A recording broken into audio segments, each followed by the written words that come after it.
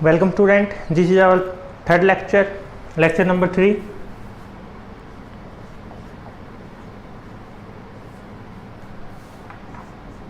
Class 9th,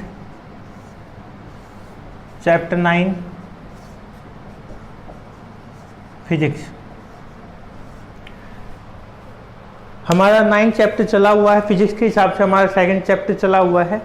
इसके अंदर हमने भाई फोर्स, लॉज ऑफ मोशन, जिसमें न्यूटन फर्स्ट लॉ हम पढ़ चुके हैं, न्यूटन लीनियर मोमेंटम हम पढ़ चुके हैं, बैलेंस अनबैलेंस फोर्स हम पढ़ चुके हैं। आज का जो हमारा लेक्चर होने वाला है उसमें हम कोशिश करेंगे एक तो ज़्यादा से ज़्यादा आपका सिलेबस इसमें कवर करवाने की कोशिश ये रहेगी। थ्योरेटिकली हम इसको कंप्लीट करें, एनसीईआरटी एक्सरसाइज हमारी बचे, उसके अलावा हम सारा अटेम्प्ट कर सके। ठीक है, तो हमारा आज का पहला जो टॉपिक है वो है Newton second law of motion. ये है हमारा आज का पहला topic, Newton law of motion. यदि हम बात करें न्यूटन जो सेकंड लॉ है हमें क्या बताती है, क्या हमें पता चलता है इससे, तो भाई इसके अंदर सबसे इंपॉर्टेंट चीज हमने जो लीनियर मोमेंटम पढ़ा था, लीनियर मोमेंटम जो इससे पहले वाले लेक्चर में हमने किया था लीनियर मोमेंटम, उसके अंदर क्या पढ़ा था कि मास होता क्या है, लीनियर मोमेंटम प्रोडक्ट होता है भाई किसका, मास और वेलोसिटी का। एक वेक्टर क्वांटिटी है जिसकी डायरेक्शन वेलोसिटी की डायरेक्शन में होती है, प्रोडक्ट होता है मास और वेलोसिटी का, इसकी SI यूनिट किलोग्राम मीटर पर सेकंड होती है। ये हमने पिछले लेक्चर में कर चुके हैं, जिसने नहीं किया है पहले वो लीनियर मोमेंटम पढ़े, क्योंकि न्यूटन सेकंड लॉ यदि आपने लीनियर मोमेंटम नहीं पढ़ रखा तो हमारे समझ में नहीं आने वाली, तो इसके लिए आपको पहले लीनियर मोमेंटम वाली कॉन्सेप्ट है वो क्लियर होना चाहिए। ठीक है, तो इसके अंदर यदि हम लिखे पहले अकॉर्डिंग टू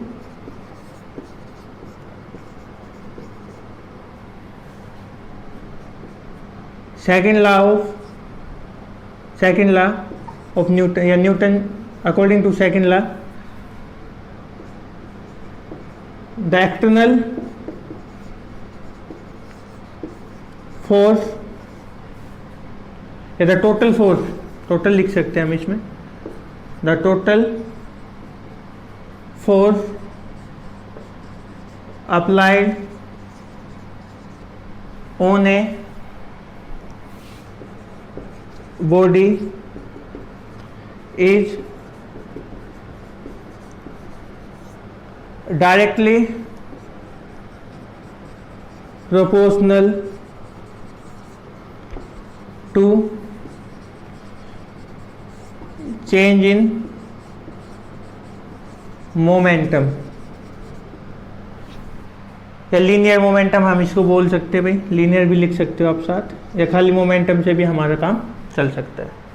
तो क्या थी न्यूटन सेकंड लॉ कि यदि हम किसी ऑब्जेक्ट के ऊपर बाहर से कोई भी फोर्स अप्लाई कर रहे हैं, जो हम टोटल फोर्स अप्लाई कर रहे हैं, जो इंटरनल प्लस एक्सटर्नल का कॉम्बिनेशन भी हो सकता है, वो किसके इक्वल होगा, वो चेंज इन मोमेंटम के इक्वल होगा। चेंज इन मोमेंटम का मतलब भाई अब उसका मास तो दोनों कंडीशन में सेम रहने वाला है, पहले भी और बाद में भी, मास में तो कोई चेंजमेंट आने वाला नहीं।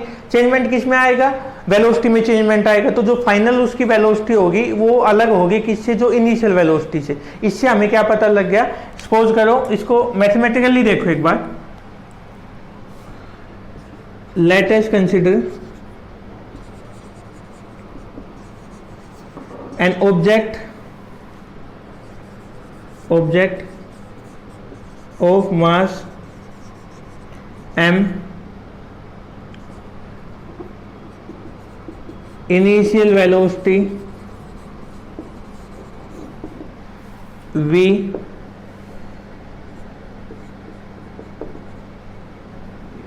initial velocity u, final velocity v, p1 and p2 are initial and final linear momentum.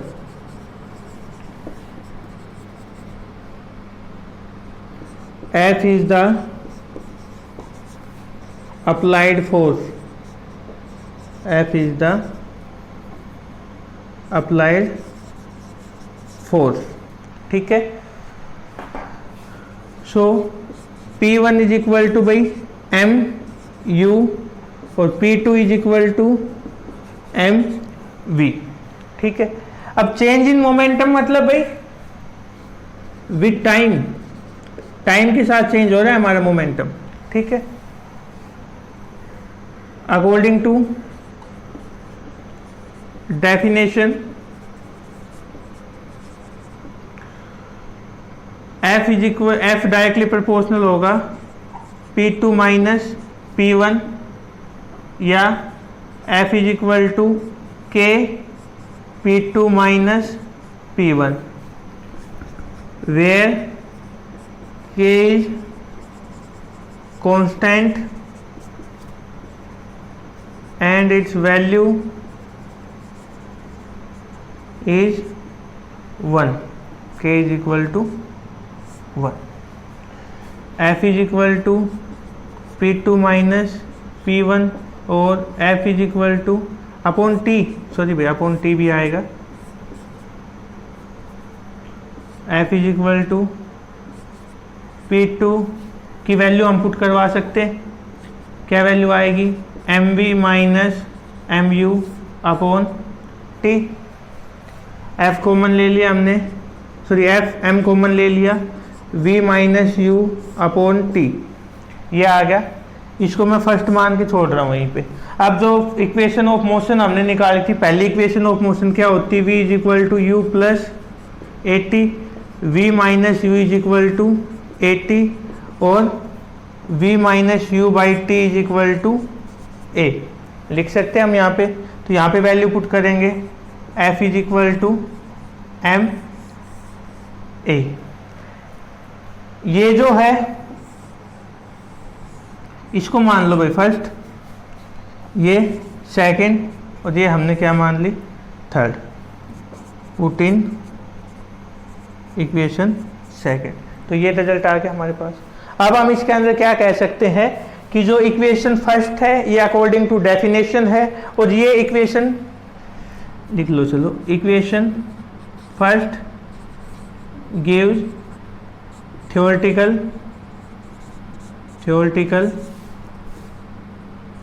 result of second law,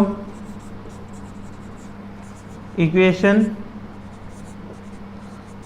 third gives mathematical result of second लो। ठीक है, क्या किया है हमने एक बार दोबारा देख लो कि भाई फोर्स है वो डायरेक्टली प्रोपोर्शनल होगा चेंज इन मोमेंटम के। ये हमें न्यूटन की कि कोई भी किसी ऑब्जेक्ट के ऊपर जो हम फोर्स अप्लाई कर रहे हैं वो किसके इक्वल होगा, चेंज इन मोमेंटम के equal, sorry change in momentum के इक्वल होगा टाइम के रेस्पेक्ट में। अब हमें लीनियर मोमेंटम का फॉर्मूला पढ़ रखा है पिछले लेक्चर में, क्या P is equal to M V, यहाँ पे इनिशियल वेलोसिटी u है तो M U final M V हो गया ये क्लियर। उसके बाद हमने डेफिनेशन के हिसाब से किया है इसको कि F डायरेक्टली प्रोपोर्शनल P2, ये साइन हटाएंगे हमें पता है, कांस्टेंट लगाएंगे जिसकी वैल्यू कितनी है 1, तो K कांस्टेंट रख दिया जिसकी वैल्यू 1 पुट करवा दी, तो ये रिजल्ट आ गया। अब P2 और P1 की वैल्यू mv और mu हमने यहाँ पे पुट कर दी। ठीक है, उसके बाद m दोनों में से क्या ले लिया कॉमन, ये रिजल्ट आया हमारे पास। इसमें यदि हम बात करें कि v minus u by t, a की वैल्यू हमने निकाल ली तो यहाँ पे a आ जाएगा, ये इक्वेशन आ गई, ये मैथमेटिकल रिजल्ट और ये डेफिनेशन से। ये थी हमारी second law of motion, so Newton second law. आप देखो इसमें आगे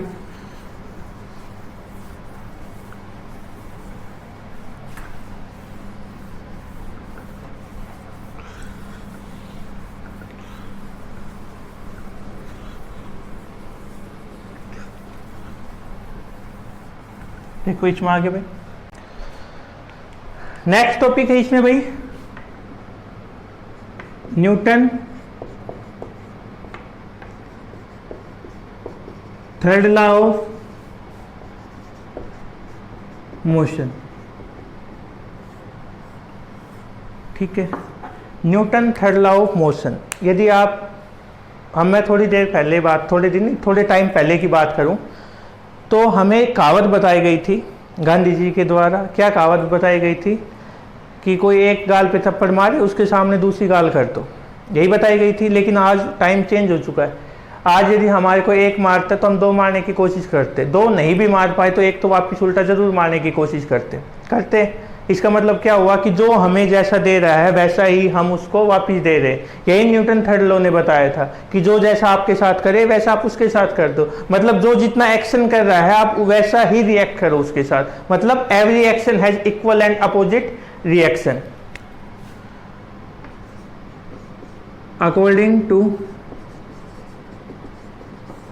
according to third law of motion,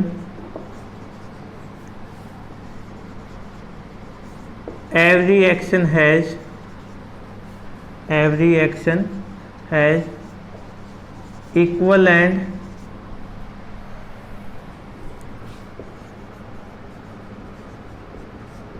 equal and opposite reaction. कि जो भी हमारे पास है उसका जो एक्शन और रिएक्शन है वो क्या होगा, इक्वल होता है। मतलब force exert by first body is called action and the force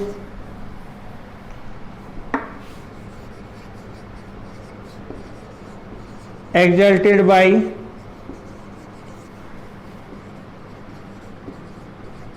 second body is called reaction। कि जो पहले ने फोर्स अप्लाई किया वो क्या होगा भाई, हमारे पास एक्शन, जो वापस मिल रहा है वो क्या है, रिएक्शन। यदि हम बात करें दो ऑब्जेक्ट मान लिए हमने, ठीक है, ये हमने दो कंसीडर कर लिए हैं, ये ए, ये क्या मान लिया हमने, बी। एफ ए बी एक, एफ बी ए हमारे पास दूसरा है, ठीक है। अब यहाँ पे क्या देख रहे हैं हम, पहले इसको लिख लेते, क्या है, F A here, let us consider two body A and B, FAB is equal to force applied on body A due to B, FBA is equal to force applied on body B due to A, ठीक है। Then according to Newton third law, FAB is equal to minus FBA, negative sign shows that the force applied is in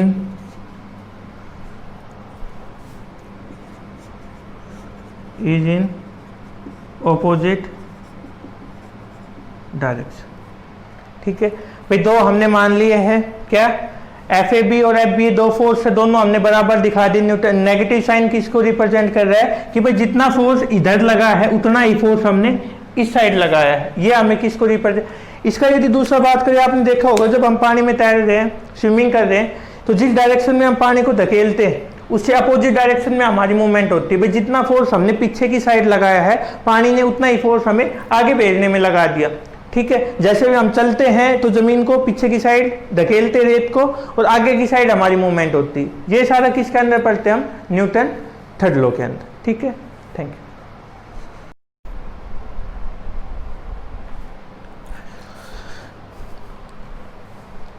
welcome student, this is our lecture number 19, lecture number 19 for class 12th physics unit third. और आज theoretical portion का हमारा last lecture है। इसके बाद third unit का जो theoretical portion है वो मेरे हिसाब से कंप्लीट होता है। यदि कोई एक आधा टॉपिक रहता है तो आप वो कमेंट करके पूछ सकते हो, पर मेरे हिसाब से आई थिंक कंप्लीट हो गया। लेक्चर 19 क्लास 12th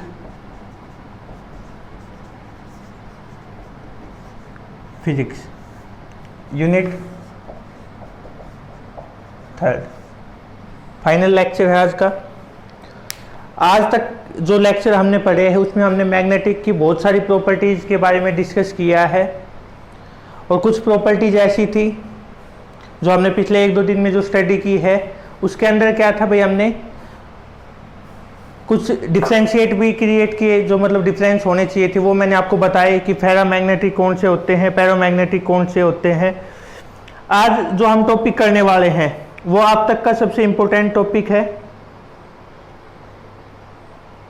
और इसके अंदर हम पढ़ने वाले हिस्टैरिसीस कर्व के बारे में।